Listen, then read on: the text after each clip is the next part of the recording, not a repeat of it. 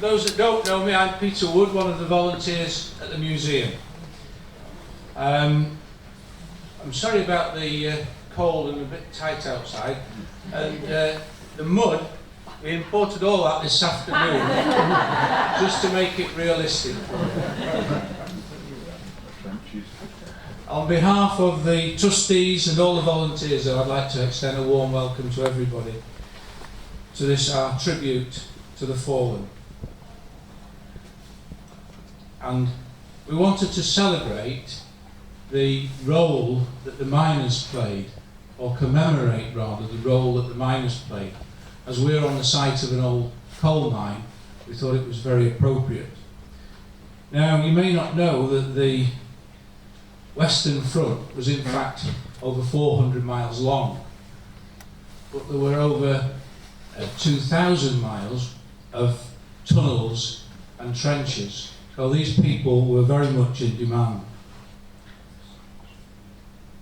We wanted to register as a part of the battle's over, and throughout the country at this moment there are people doing exactly the same as we're doing. There's one slight difference though, most of them or some of them have got a town crier for their ceremony, but we didn't manage to get a town crier. In fact, he'd already got 12 offers already.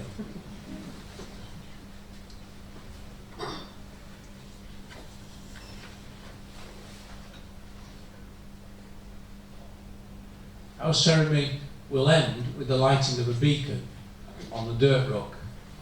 Now, you may not know that a dirt rock is a slag heap, but in Cheshire and Derbyshire we call them dirt rocks. And after the beacon's lit, we'd like you to join us inside for a cup of tea and a biscuit and have a look at the displays that we've got. We've got one from Poynton Local History, and thanks to Susan Knight and her team, a very nice display. Alan Hume, local historian, has also put a display together. We've got our model of Poynton 100 years ago, and in the memorial, in the local history room, will also be a gramophone, period gramophone, playing First World War music on a gramophone restored by John Simpson, one of our volunteers. In fact, the man that made all the buildings on the model in there. We've got a cross-section of a 1916 tank engine made at Merley's, Hazel Grove. And there's also a badge with that, a war service badge. And that's dated, today's date, in 1918. And the companies that did tank work, their employees were awarded a badge. And the one we've got on display was awarded to Roland Mellor. And Richard Mellor is one of our volunteers here. I haven't seen him, but I think he should be around somewhere. And another of his Roland Mellor's grandchildren is also an ex-employee at Merley's. In the cinema, there's a First World War film running as well. So there's a lot for you to have a look at. So please join us in there afterwards. A note on the domestics. If there's an emergency, we hope there isn't, please assemble on the car park near the gate. We've got first aid in the cafe. Toilets that way at the end of the path. And please, if you're like me and haven't already, turn off your mobile phones, turn them off. And now it's great pleasure, I hand over to Sarah Jane Gilmore, the Poynton Town Mayor, who's going to start the proceedings. Good evening, everyone. Today we honour all who laid down their lives for their friends and for the freedoms that we enjoy today. We will not forget, and we will not take their sacrifice for granted. So let us remember those who selflessly gave their lives at home and abroad, whose sacrifice enables us to enjoy the peace and freedom that we have today. Let us remember those who came home wounded, physically and mentally, and the friends and family who cared for them. Let us remember those who returned to restore their relationships and rebuild their working lives after years of dreadful turmoil and conflict. Let us remember the families that lost husbands, sons, and sweethearts. Let us remember the servicemen, merchant seamen, miners, brave civilians and others from Commonwealth and Allied countries who fought, suffered, and died during 4 years of war. Let us remember those in reserved occupation and the brave people who kept us safe on the home front, the doctors and nurses who cared for the wounded, the women and men who toiled in the fields, those who worked in the factories, who all played such a vital role in the war effort at home. I will now read Poynton's Roll of Honour to remember the people of Poynton who fought for us in World War I and who did not return. Joseph Armitage, Harry Bagnall, Joseph Bennett, Eric Booth, James Booth, Frank Brinning, William Butterworth, Philip Cartridge, David Goodwin, Albert Green, John William Hay, William Hartley, Thomas Henschel, Joseph Hooley, Edward Jones, Samuel Joseph Lloyd, Randolph Needham, Albert Vincent Parkin, George Platt, Alfred Edward Pollard, Robert Poole, Dexter Potts, Wright Ridgway, Arthur Singleton, Bertram Harold Taylor, William Turner, Lord George Francis Augustus Venables Vernon, the 8th Baron, Leonard Wainwright, William Walters, Stanley Warburton, Joseph Wilde, Arthur Wood, and John Henry Wood. 100 years ago, the war to end all wars had come to an end. Across the world, families were coming to terms with the loss of loved ones. Frank Owen, a corporal in the Manchester Regiment, had joined Kitchener's army with his friends. A glorious adventure, over by Christmas, and all returning as heroes. Frank never saw Christmas. He lies in a foreign field, forever 25 years old. Ladies and gentlemen, a mother's son. Your country needs you, was the cry. A call to arms, come join us nigh. We marched along, but not a thought that we might die. Our mothers' faces told their tale, as towards the trains we marched along, heads held high and shoulders strong. You'll be heroes, they cried. They clapped as we passed by. You'll be back for Christmas, was one such cry. Back for Christmas. The whistles blew, and we scaled the sides, together as one our battle cry. The noise, the shouts, and screams rang out, and tears welled up within my eyes. And my friends fell as I ran by. What glory now, as they fell to die? The cries of pain, the cries of pain. How I wish I'd missed that train. Mother's sons alone and crying. All around, the dead, the dying.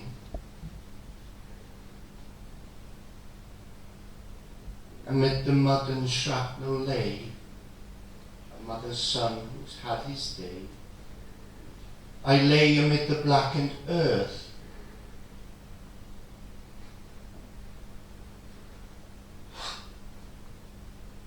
called for my mum. Oh, I hope she heard.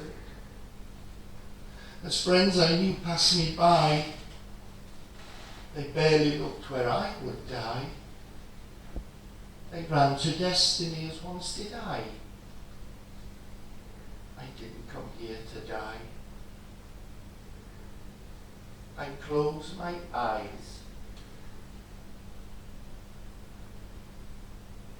and I thought of home. My life was over. No more to roam.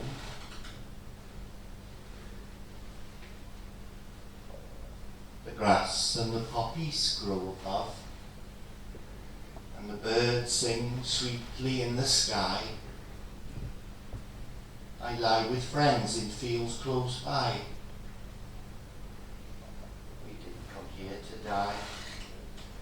Oh, remember me, and remember them, and read our names as you pass by.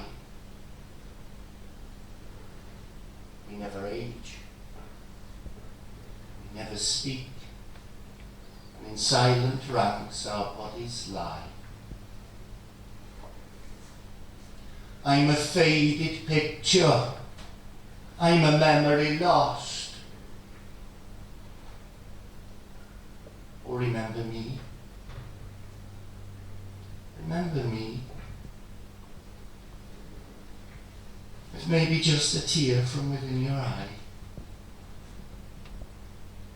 We didn't come to fall and die. None of my friends. And most certainly not I.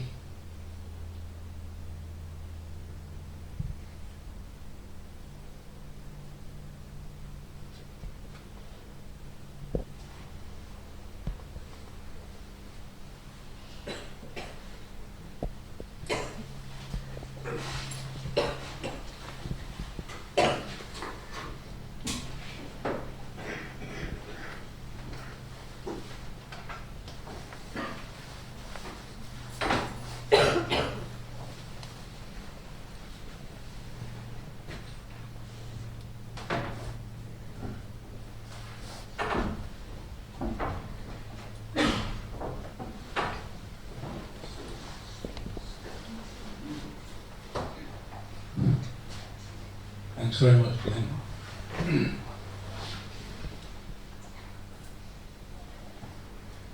Unfortunately, I realised I was going to have to follow that, and it's very difficult.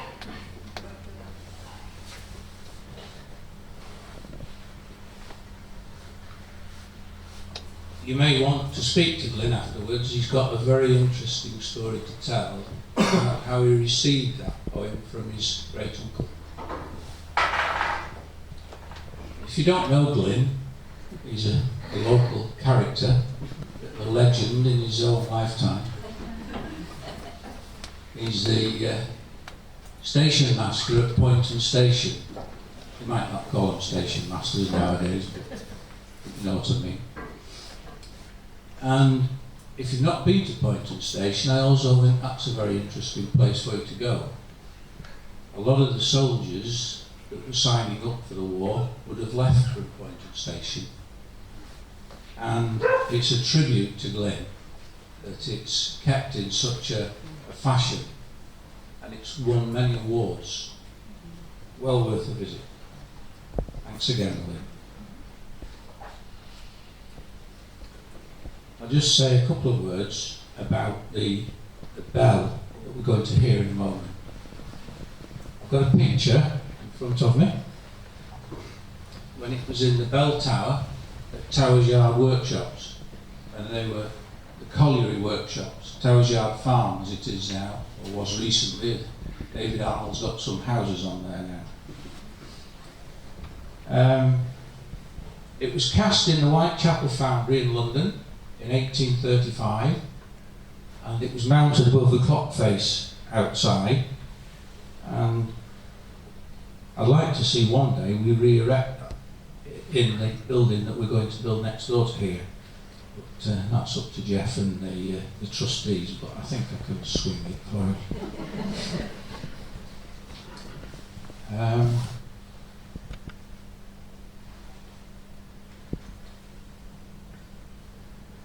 Just checking everybody's in place. Lynn's going to return, but this time in his role as president of the local Poynton British Legion, and he's going to read the Ode of Remembrance, taken from Lawrence Binion's poem For the Fallen. And immediately after that, Jimmy Downs, the verger from Norbury Church, is going to play The Last Post and Reveille. I'm very pleased to welcome Jimmy here tonight as well. He's been a lifelong member of the of the Norbury Church Lads Brigade, and before joining the Scouts, I was a junior member in the middle 1950s at Norbury Church Lads Brigade. So welcome, Jimmy.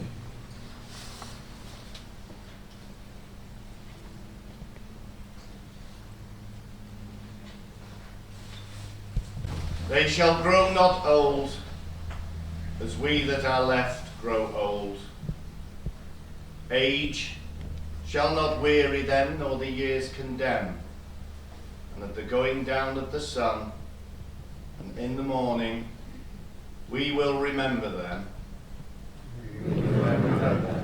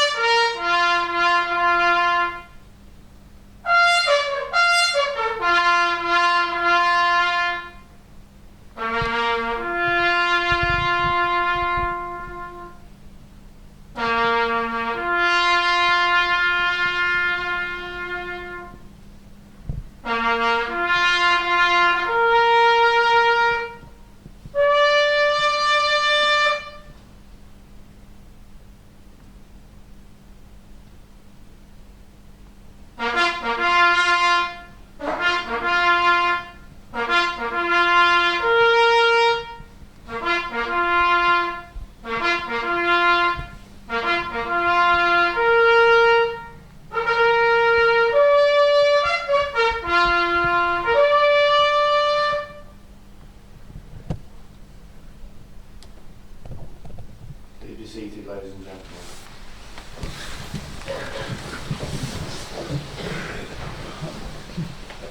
I'd like to thank Jimmy Downs and Lynn Derbyshire and ask for a short period of personal reflection during which the old colliery bell will be rung 33 times in memory of those named on the Roll of Honour.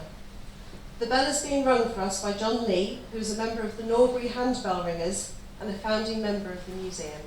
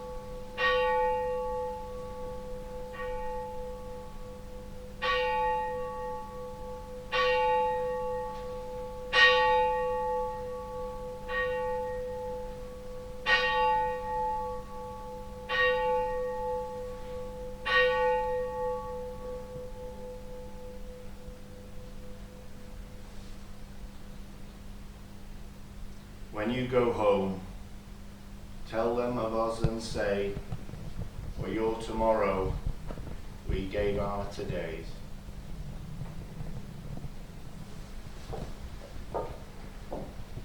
On behalf of everyone, thank you, John.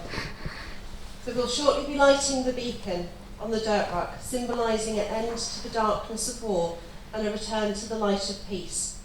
And now over 1,000 cathedrals and churches across the nation and beyond will be ringing out for peace, and hundreds of town criers will cry for peace around the world. Thank you to everyone who's come to join us tonight, and please do come into the museum afterwards to see the displays that are there and to join us for some refreshments. Thank you.